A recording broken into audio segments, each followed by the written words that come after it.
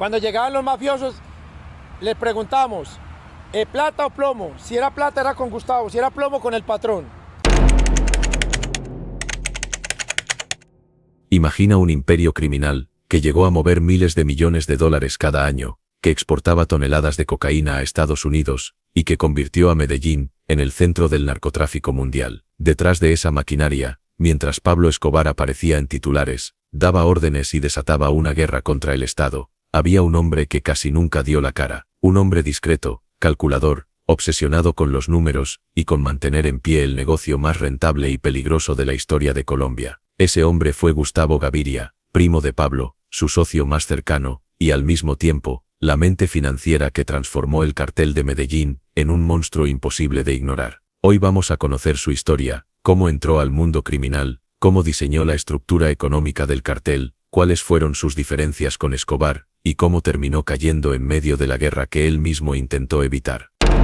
Gustavo Gaviria Rivero nació en Pereira, en el año 1949, pero su verdadera historia empieza cuando decidió dar el salto al mundo del crimen organizado, un camino que lo llevó a convertirse en el cerebro financiero del cartel de Medellín. Mientras su primo Pablo Escobar soñaba con ser el rostro del poder, el hombre temido, admirado y odiado a partes iguales, Gustavo prefería ser el arquitecto silencioso que construía desde las sombras un imperio capaz de mover miles de millones de dólares en cocaína. En los primeros años de la década de los 70, tanto Pablo como Gustavo comenzaron en negocios que nada tenían que ver con la droga. Sus pasos iniciales estuvieron ligados al contrabando, en un país donde el mercado estaba restringido y muchos productos importados eran costosos o difíciles de conseguir. Las redes ilegales encontraban oro en lo que parecía simple comercio: cigarrillos, whisky, licores de marca, electrodomésticos, radios y hasta llantas para carros entraban de manera clandestina a Colombia. Las ciudades principales, como Medellín, eran destinos perfectos, una población creciente con un apetito por la modernidad y una economía que no siempre podía ofrecerla legalmente. En ese negocio, Pablo destacaba por su audacia, su habilidad para negociar, su disposición a intimidar o a convencer. Gustavo, en cambio, analizaba, se encargaba de calcular cuánto se invertía en cada cargamento, cuánto se obtenía de ganancia, cómo reinvertir las utilidades. No era el hombre que daba la cara, era el que afinaba los números, el que trazaba planes de largo plazo. Esa complementariedad los convirtió en una dupla casi perfecta. El gran giro llegó cuando escucharon hablar de un producto que comenzaba a circular en Estados Unidos: la cocaína.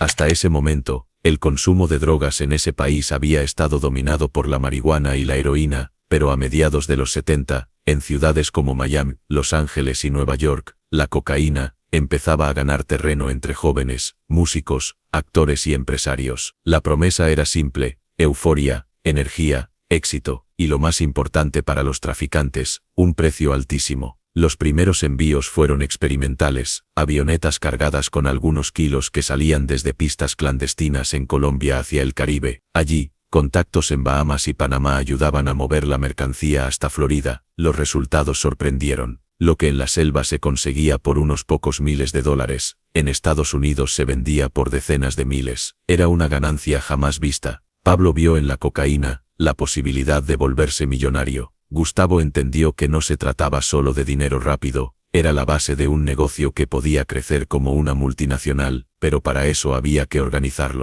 No bastaba con enviar cargamentos, había que crear rutas estables, sistemas de transporte, redes de distribución y, sobre todo, mecanismos para mover y lavar cantidades inmensas de dinero. Y allí apareció el verdadero talento de Gustavo Gaviria. Mientras muchos narcos se limitaban a acumular efectivo en caletas improvisadas, él pensaba en estrategias más complejas. Diseñó métodos para esconder dinero en propiedades legales, en empresas de fachada, en bancos internacionales. Estudió la legislación de países donde el control era débil y donde podían abrir cuentas sin demasiadas preguntas. Empezó a tejer una red de testaferros y sociedades ficticias que permitían que miles de millones circularan sin que las autoridades pudieran rastrearlos fácilmente. Fue así como nació la estructura que luego se conocería como el Cartel de Medellín. No era un grupo de bandidos improvisados, era una organización con jerarquías, con departamentos especializados, con funciones claras. Había quienes producían, quienes transportaban, quienes distribuían, y por encima de todos quienes controlaban el dinero. Pablo Escobar era el rostro, el hombre que imponía respeto con su violencia y su carisma. Gustavo era el cerebro invisible que aseguraba que cada dólar estuviera contabilizado y reinvertido. En muy poco tiempo, el negocio creció a un ritmo que parecía imposible. A finales de los 70, el cartel de Medellín ya controlaba más del 70% de la cocaína que llegaba a Estados Unidos. Los cargamentos dejaron de ser de unos cuantos kilos para convertirse en toneladas que viajaban en barcos, aviones de gran tamaño e incluso submarinos artesanales. La infraestructura incluía pistas clandestinas, laboratorios en la selva, talleres mecánicos que modificaban vehículos y aviones para esconder cargamentos. Cada operación representaba millones de dólares, y cada millón debía pasar por las manos invisibles de Gustavo. Para esconder tanto efectivo, crearon caletas gigantes, en fincas, paredes, sótanos y hasta en la tierra. El dinero era enterrado dentro de barriles sellados. Se dice que en un momento, el cartel ganaba tanto que perdían cientos de millones cada año por el simple hecho de que los billetes se dañaban por la humedad o eran devorados por las ratas. Pero el verdadero aporte de Gustavo fue pensar más allá de las caletas. Insistía en que había que dar apariencia de legalidad. Bajo su visión, se compraron haciendas, apartamentos, edificios enteros, estaciones de gasolina, empresas de transporte y hasta bancos pequeños en el extranjero. Cada negocio servía como una lavadora donde el dinero sucio entraba y salía transformado en ganancias aparentemente legales. Mientras tanto, Pablo Escobar disfrutaba del poder. Compraba zoológicos privados, construía haciendas extravagantes como Nápoles, regalaba billetes a los pobres en los barrios de Medellín. Gustavo, en cambio, mantenía un perfil bajo. No era un hombre de ostentación ni de titulares. Prefería la discreción. Entendía que la verdadera fuerza estaba en pasar desapercibido, en dejar que las cifras hablaran por él. Aún así, la violencia no tardó en llegar. El Estado colombiano y Estados Unidos comenzaron a presionar. El tráfico de cocaína se convirtió en un problema de seguridad nacional. El gobierno colombiano reactivó el tratado de extradición con Estados Unidos, una medida que aterrorizaba a los capos. Ser enviados a cárceles norteamericanas significaba perder todo. Escobar respondió con una guerra abierta, asesinatos de jueces, ministros, periodistas, policías y candidatos presidenciales. Carros bomba explotaron en Medellín y Bogotá, dejando centenares de muertos inocentes. En esas discusiones, Gustavo siempre intentaba convencer a Pablo de que la violencia era un error. Decía que cada bomba, cada asesinato, solo aumentaba la presión internacional. Creía que la corrupción era más efectiva, comprar políticos, infiltrar instituciones, pagar para que miraran hacia otro lado. Pero la personalidad de Pablo se imponía. El primo soñaba con ser presidente de Colombia, con usar la política como escudo, con declararle la guerra al Estado. Gustavo, pragmático, sabía que ese camino solo los llevaría a la destrucción. A pesar de esas diferencias, la lealtad nunca se rompió. Gustavo sabía que Escobar era irreemplazable como figura de poder,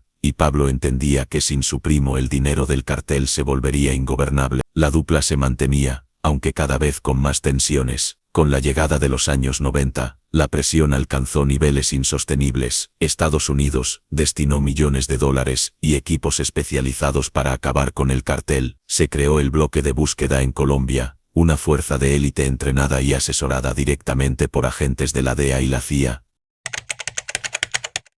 Los Pepes, un grupo de paramilitares y enemigos de Escobar, comenzaron a atacar a los hombres del cartel, a destruir sus propiedades, a asesinar a sus aliados. En medio de esa tormenta, Gustavo trataba de mantener el orden, seguía diseñando rutas, seguía moviendo dinero, seguía intentando que la maquinaria no se detuviera, pero la presión era insoportable. Cada día había operativos, incautaciones, capturas. El círculo se cerraba. El 11 de agosto de 1990, la suerte de Gustavo llegó a su fin. En un operativo en Medellín, el bloque de búsqueda lo localizó. Según reportes, fue interceptado en una lujosa propiedad. Hubo un enfrentamiento, disparos, y Gustavo Gaviria cayó muerto. Tenía apenas 41 años. Su muerte fue un golpe devastador para el cartel de Medellín. No solo perdían a un hombre cercano a Pablo, perdían al arquitecto que había diseñado la maquinaria financiera que mantenía en pie el imperio. Sin él, la organización comenzó a tambalear. El dinero seguía entrando, pero sin la disciplina de Gustavo los errores se multiplicaron. Testaferros comenzaron a traicionar, las rutas se hicieron vulnerables, las pérdidas aumentaron. Para Pablo Escobar, La caída de su primo fue también un golpe personal. No era solo el socio, era el amigo de toda la vida, el hombre que lo acompañó desde los primeros cargamentos de contrabando hasta el apogeo del imperio de cocaína más poderoso del mundo. Su muerte profundizó la paranoia de Escobar, que a partir de entonces, se volvió aún más impredecible y violento. La historia de Gustavo Gaviria no tiene los tintes de espectáculo de la de su primo. No fue el rostro público, no fue el hombre de los zoológicos, ni de las mansiones estrafalarias, pero su importancia fue fundamental. Fue el ingeniero financiero de un imperio que por un tiempo, puso de rodillas a un país entero y desafió al gobierno más poderoso del mundo. Cuando se recuerda al cartel de Medellín, el nombre que encabeza las portadas, siempre es Pablo Escobar. Sin embargo, tras ese nombre había una sombra, un arquitecto silencioso que convirtió toneladas de cocaína en miles de millones de dólares. Ese hombre fue Gustavo Gaviria, y su historia es la del cerebro que sostuvo al cartel desde las sombras hasta el día en que las balas lo alcanzaron en Medellín.